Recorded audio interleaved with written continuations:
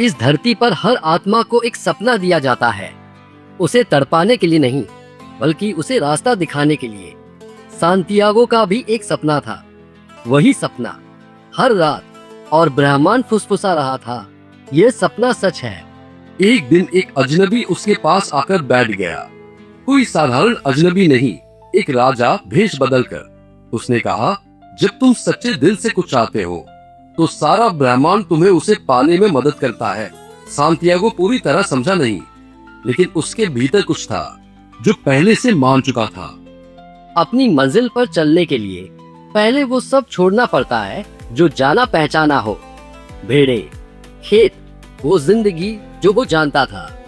उसने सिर्फ एक बार पीछे मुड़कर देखा, फिर आगे बढ़ गया, अनजाने की ओर, हर चीज की ओर। दुनिया शब्दों में नहीं बोलती, वो बोलती है अफरा तफरी में, रंगों में, शोर में। तांजिर बेहद भारी था, अजनबी, जीवंत और सांतियागो, एक लड़का जिसने कभी स्पेन नहीं छोड़ा था, उस सब के बीच खड़ा था, खुद को बहुत बहुत छोटा महसूस करते हुए। हर सिक्का, हर योजना, सब खत्म। और उस ठंडी सड़क पर बैठे हुए उसने हर सपने देखने वाले की सबसे बड़ी परीक्षा का सामना किया। वापस लौट जाऊं या एक बार फिर उठ खड़ा हो जाऊं। उसने उठना चुना। उसे एक क्रिस्टल की दुकान में काम मिला, एक बूढ़े दुकानदार के पास जो अपने खुद के सपने कब के भूल चुका था। दिन ब दिन सांतियागो शीशे को चमकाता रहा और खुद को भी। रेगिस्तान अभी इंतजार कर रहा था, वो अभी तैयार नहीं था। फिर आया काफिला, रेत के समुद्र को पार करती जिंदगी की एक नदी। सहारा प्राचीन, विशाल, अद्भुत।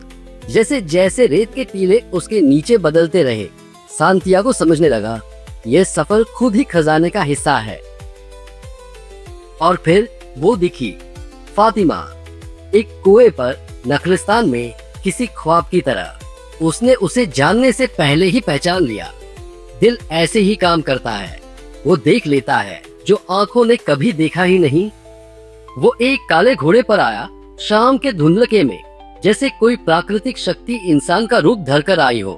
अल्केमिस्ट, उसने कम बोला, लेकिन हर शब्द में सदियों का बोझ था।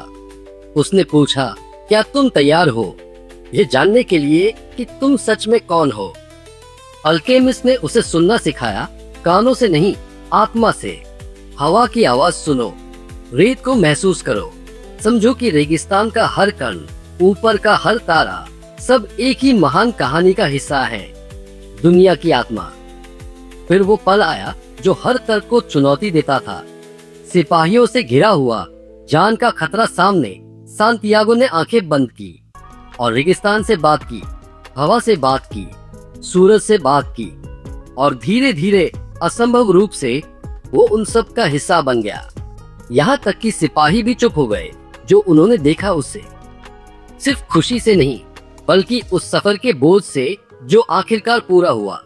पिरामिड उसके सामने खड़े थे, जैसे ब्रह्मांड ने एक वादा निभाया हो। उसने सुना था, वो चला था, वो बचा था, और यहाँ आखिरकार था जवाब। किस्मत का एक आखिरी सबक बाकी था। जैसे ही उसने कांपते हाथों से खोदना शुरू किया, लुटेरे उस पर टूट पड़े। उन्होंने उसे मारा, उसके सपने का मजाक उड़ाया, और उसके दर्द में एक लुटेरे ने अनजाने में सच उगल दिया, खजाना यहाँ नहीं है, यह कभी पिरामिड के पास था ही नहीं। वो वही था जहाँ सब शुरू हुआ था, एक पुराने पेड़ की जड़ों के नीचे, घर के खेतों में, जहाँ उसने पहली बार वो सपना देखा था। ब्रह्मांड ने उसे पूरी दुनिया भेजा था, सोना खोजने के लिए नहीं, बल्कि उसे पाने के लायक बनने के लिए। और जैसे ही उसकी उंगलियां उस संदूक को छुई, वो मुस्कुराया, क्योंकि अब वो समझ गया था, खजाना हमेशा वो सफर ही था।